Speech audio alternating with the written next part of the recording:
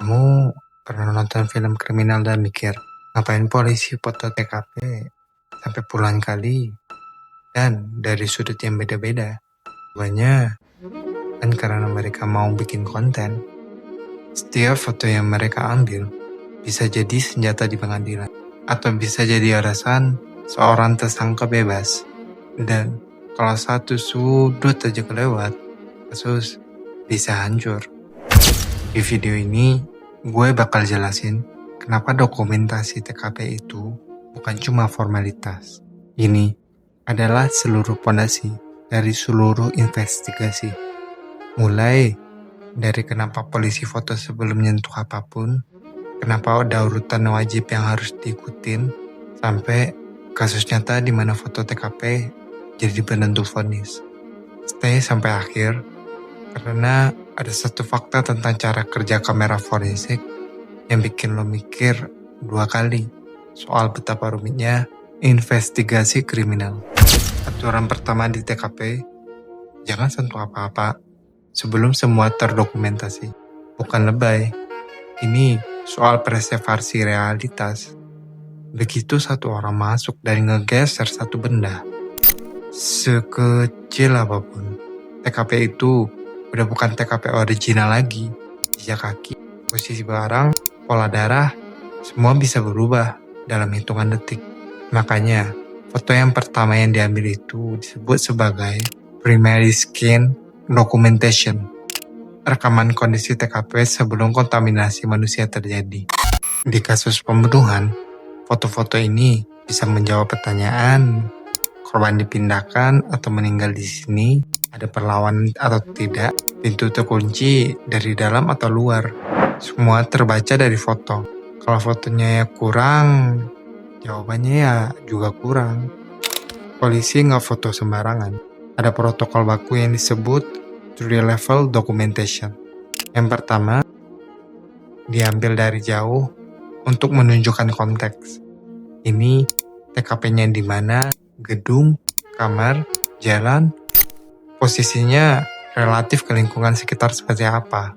Yang kedua, foto yang nunjukin hubungan antar bukti. Misalnya, posisi senjata relatif, posisi korban, atau jarak 2 titik penting.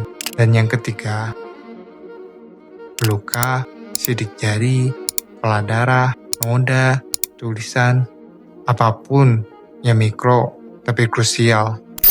3 level ini wajib ada. Kalau salah satu hilang, hakim bisa mempertanyakan validitas bukti. Dan dalam sistem hukum, keraguan itu mahal harganya.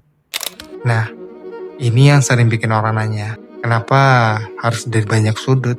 Kan udah ke foto. Jawabannya, karena kamera berbohong. Satu sudut foto bisa bikin sebuah ruangan kelihatan lebih kecil dari aslinya. Bisa bikin jarak antara dua objek kelihatan lebih jauh atau lebih dekat. Bisa menyembunyikan objek yang sebenarnya ada di frame. Di forensik, ini disebut perspective distortion. Dan ini bisa dieksploitasi di pengadilan. Pengacara bisa bilang, foto ini diambil dari sudut yang menguntungkan jaksa. Kalau cuma ada satu sudut, lo nggak bisa bantah. Tapi kalau ada foto 8 atau 12 sudut yang berbeda, yang semuanya konsisten, argumen itu gugur. Selain itu, sudut berbeda kadang mengungkap sesuatu yang nggak kelihatan dari sudut lain. Bayangan tersembunyi, benda di balik furnitur, atau jejak yang terhalang. Sekarang makin canggih. Selain kamera biasa, banyak unit forensik pakai 3D laser scanner yang bisa merekam seluruh TKP dalam bentuk model 3 dimensi. Teknologi ini disebut LiDAR forensic scanning, sama teknologi yang dipakai di mobil self-driving, tapi diaplikasikan buat investigasi. Hasilnya, model TKP virtual yang bisa dijelajahi ulang kapanpun, dari sudut manapun, bahkan bertahun-tahun setelah TKP dibersihkan. Ini bukan fiksi ilmiah. Kasus-kasus besar di Amerika, Eropa, bahkan beberapa di Asia udah pakai ini secara rutin. Tapi Bahkan tanpa teknologi canggih, ada satu alat sederhana yang wajib ada di setiap foto forensik. Scale maker, penggaris kuning kecil yang sering lo lihat di foto-foto TKP. Fungsinya kasih referensi ukuran yang objektif. Tanpa itu, hakim nggak bisa tahu apakah luka itu 2 cm atau 10 cm. Detailnya hilang. Tahun 1994, kasus O.J. Simpson di Amerika. Jadi salah satu contoh paling terkenal soal bagaimana dokumentasi TKP bisa dipertanyakan di pengadilan.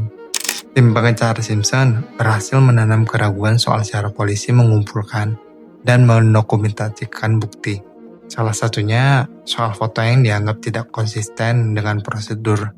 Hasilnya, Simpson dinyatakan tidak bersalah. Meskipun bukti fisik sangat memberatkan, di Indonesia sendiri, ada kasus-kasus di mana bukti foto TKP dipermasalahkan karena dianggap diambil setelah ada kontaminasi, yang membuat hakim menjadi lebih berhati-hati dalam menimbang kekuatan barang bukti tersebut. Ini bukan soal polisi yang gak kompeten. Kadang ini soal sumber daya, waktu, atau tekanan di lapangan. Tapi konsekuensinya bisa sangat besar untuk korban dan untuk keadilan. Jadi kalau lo lihat foto TKP puluhan kali dari berbagai sudut, mereka bukan lebay. Mereka sedang membekukan waktu, menguji realitas dalam bentuk yang bisa dibuktikan di depan hakim. Karena dalam kasus kriminal, satu foto yang kurang bisa berarti satu penjahat yang bebas, dan satu foto yang tepat bisa berarti keadilan buat korban yang udah gak bisa ngomong lagi. Kalau lo penasaran lebih dalam soal dunia forensik, gimana polisi baca pola darah, kenapa sidik jari masih relevan di era DNA, atau bagaimana forensik digital bekerja, drop di kolom komen topik mana yang lo mau gue bahas duluan. Subscribe Fakta Drop karena setiap video di sini bukan cuma fakta. Ini cara kerja dunia yang jarang orang tahu. Sampai ketemu di video berikutnya. See you.